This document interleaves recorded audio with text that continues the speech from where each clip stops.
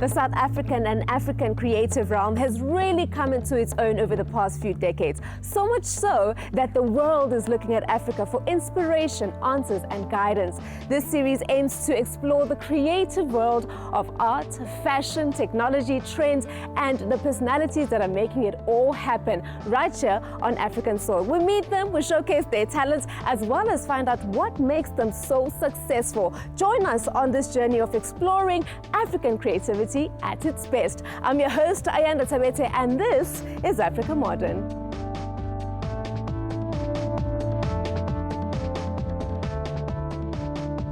Coming up on Africa Modern this week, we're exploring the world of denim creation with Tshepho the Jean-maker. My vision for Tshepho the brand is world domination.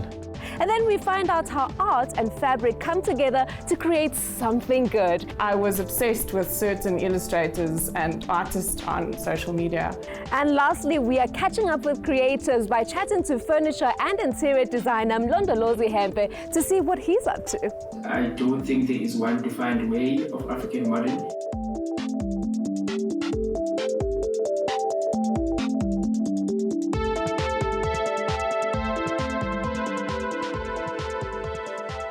This week, we're coming to you from Victoria Yards, a hotspot for creative talent, doubles up as a great Sunday market and a great event venue. We have a jam-packed show lined up for you. First off, we explore the world of denim. Tshepho Motlala, the founder of Tshepho the Jean-maker, has really brought denim into the limelight. Think about it. How often have you worn this ordinary fabric nonchalantly to work or at leisure without really thinking about the story behind it? For Tshepho, however, the story is absolutely everything. My vision for Tshepho the brand is world domination. Tshepho is first and foremost an African name, which means hope. I'm a storyteller by profession and not a designer. Growing up, I was raised by my grandmother, who was the pastor in our neighborhood, and she's a masterful storyteller. So she uses storytelling as a platform to spread a message of hope. And growing up, I wanted to be like her. So fast forward a couple of years later, I matriculated, went to study filmmaking. When I got to varsity, I realized that I'm in the wrong space. Dropped out, went to study fashion design at the University of Johannesburg. Then I fell in love with denim. I really love working with denim because of its characteristics, first and foremost. It's durable, it can stand the test of time. It's that go-to item. Denim is one of the most loved item by everybody, whether you're black, white, Indian, everybody wears a piece of jeans and it kind of tells your story. So we can all buy the same pair of jeans, but 6 months down the line, it will tell a story of who you are, whether you're a guy who travels, whether you're a guy who works in a mine, it depends wherever you are in your life, it kind of tells your story. I think it ticks all the boxes for me. So we do bespoke denim. So you come into the space, you choose your fabric, you choose your fit, we help you design the fit, you choose the stitching, we basically design a pair of jeans with you, and we also have readily available jeans as well. And that has been our focus for the past 4 years. What really motivates me about my brand is the story of David and Goliath. And David, he was a small boy fighting a giant, and he was so naive. He didn't realize the power that Goliath had, and he had the power to slay the giant. And I think for me, we are a David in this Goliath industry.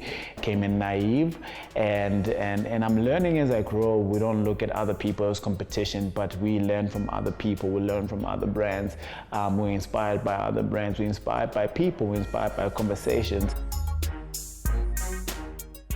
What also keeps me motivated and keeps me going, the fact that I have 15 people working for me. I always wanted to have an impact within the community. I always wanted to change people's lives. I've always wanted to create employment, and I was lucky that I created a brand that can employ people. We started off with just 4 employees, and today we have over 15 employees in our space. At the end of the month, I need to press that pay button. So that keeps any young entrepreneur motivated motivated. And also I think I want to give back into the South African economy and build something from South Africa to the world.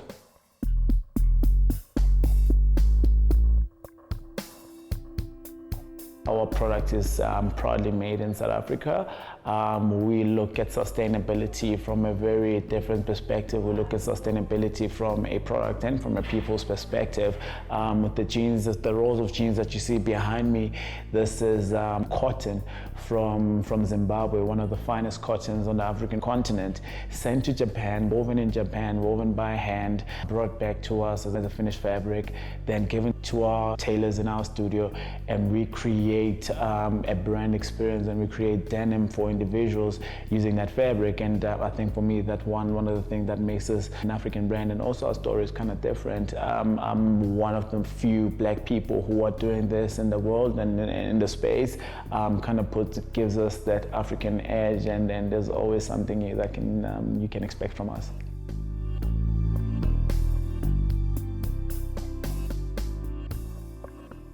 We've got so many endorsements from Casper Nyovest, who went to Global Citizen without us knowing, and performed in front of 30 million people, and the whole world could see this just before Beyonce and Jay-Z could jump on stage, and now he stole the show. And not so long ago, Meghan Markle, the Duchess of Sussex, came into our space, came to buy herself some jeans, and we had a surprise for little Archie.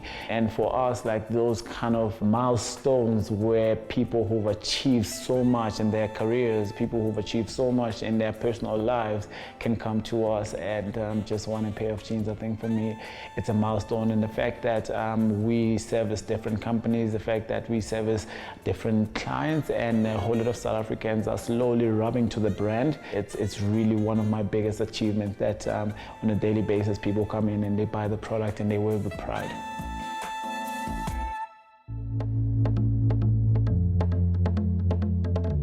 Clearly, fashion runs through Tshepho's jeans. See what I did there? And I absolutely love how he explains that each pair of jeans carries with it a different story. And speaking about stories, we caught up with the creative genius behind the Something Good studio. So don't go anywhere, because after the break, we catch up with the founder of this proudly African brand.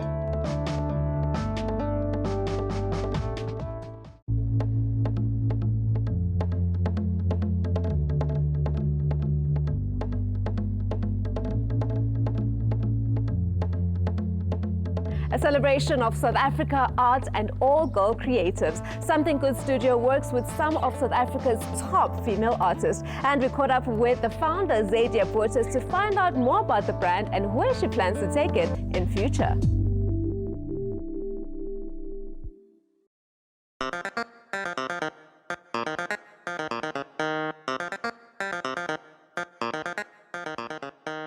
I'm the founder of Something Good Studio, which is a collaborative design studio with a cause.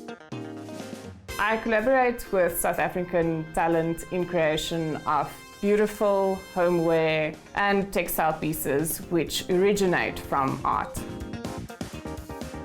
Something Good Studio launched with 6 blankets in collaboration with 6 South African women designers, and girl power has always been a big part of the business.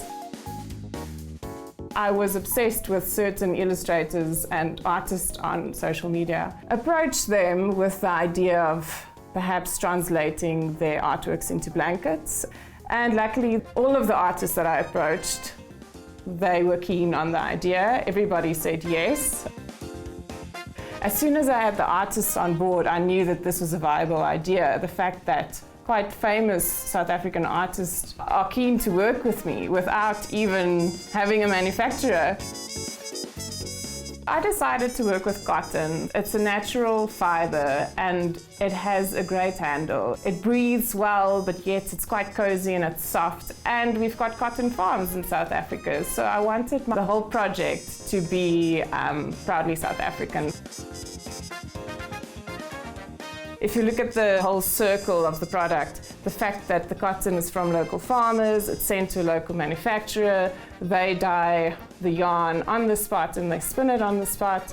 Then the product gets knitted, and at the end of the day, we give back to the South African artists that we work with. So it's a really nice circle that we've managed to implement. What makes my product so special is the fact that the patterns and the designs are knitted into the blanket as opposed to printed onto. And that hasn't necessarily been done in such a big scale. I really love what I do because of the great people that I get to meet. The artists that I get to work with at the moment are amazing in what they do. What motivates me to progress and to move forward is the love of creating beautiful product and the love of seeing how people react to the product. We've grown a lot in the last 2 years. What started out as tiny little bits of income that we managed to give to the artists sometimes turn into bigger amounts. It's nice to be able to make a difference. A proudly South African aesthetic is very important for Something Good Studio. It's been a part of the vision from the very beginning, but with a bit of a contemporary happy spin. But I intentionally wanted to create something good, something with a happy, inspirational feeling behind it. So the artists that I've decided to work with all have that excitement or that happy spirit about them. And the artworks that they've submitted each have a meaning behind them. And it's actually quite interesting to see how some people really get attracted to the story and the meaning behind the art as opposed to the actual art itself, because they resonate with the stories and they buy into the stories. I had to spend a lot of time to find the correct supplier, and because of the fact that most of our South African retailers have shifted supply to China, a lot of South African jacquard manufacturers have closed down, which is really sad to see. But also, on the bright side of things, it's very exciting to be part of the revolution of that. So now people are looking to South Africa and Africa for design, and the few factories that have managed to stick around are getting great business, and we're growing as companies. You know, you grow hand in hand and you grow those relationships, and it's very exciting to be part of that growth. We have such amazing talent in this country, and it would be great to rather support South African talent and manufacturing as opposed to importing more product.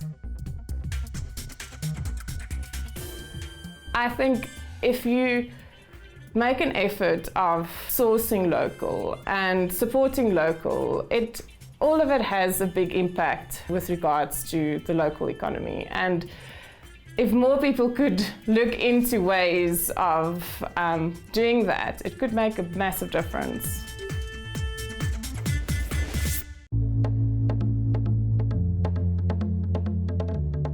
Let's hear it for some girl power. Ooh, I absolutely love those blankets. Don't go anywhere, because after the break, we're catching up with creatives. I'll explain everything later.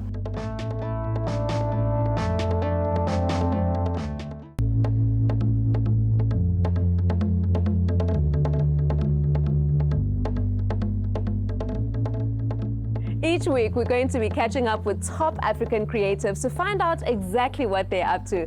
And in this installment of Catching Up with Creatives, we chat to Mlondolozi Hempe, who is a furniture designer and interior architect. His style is based on everyday South Africa, his childhood, as well as his culture. Let's find out a little bit more about him.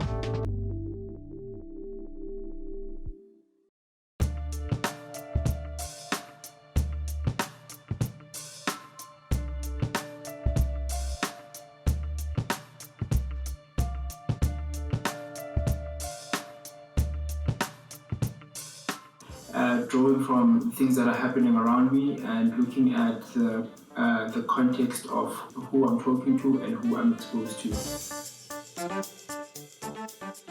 I think it's how I interpret space with my background in architecture, and then knowing how people move and flow in spaces. So that helps me build a different language and approach to space, Also, I try to bring in a bit of quirky and unexpected items and spaces, in a sense that you wanna be a bit bold, a bit more dimensional. And the fact that I design furniture, it allows me to actually bring different cues into different spaces. As Africans, I think we should start looking and viewing our own aesthetic, how we interpret our own narrative as African creatives, how we basically share that with the world. I don't think there is one defined way of African modern. It's basically how each African person can interpret their own aesthetic and deliver that to the world in their own terms. Access to opportunity and access to market. We're living in a space where people are very adverse to trying out new things, but if people can be more open-minded and give a creative an opportunity to interpret the space. I'm currently busy with an interior design project in Pretoria. It's a 3-bedroom house, 2 lounges, dining area, and a foyer with also a guest quarters on the outside. So the client is looking for something that is African, that is basically modern. So they came to me to try and interpret that aesthetic for them, and I'm looking forward to curating that space and bringing in a few of my furniture pieces into that space, bringing in a few of some artworks from friends who I think will relate the concept well. So I'm looking forward to delivering that project in the next few months. So to see that, just keep tabs of my socials, and as I've been sharing the mood boards for that. I hope you've enjoyed this week's episode. Join us next week as we continue to explore the creatives that call Africa home. Let's continue the conversation on social media using the hashtag AfricaModern. I'm your host, Ayanda Thabete, and this is Africa Modern.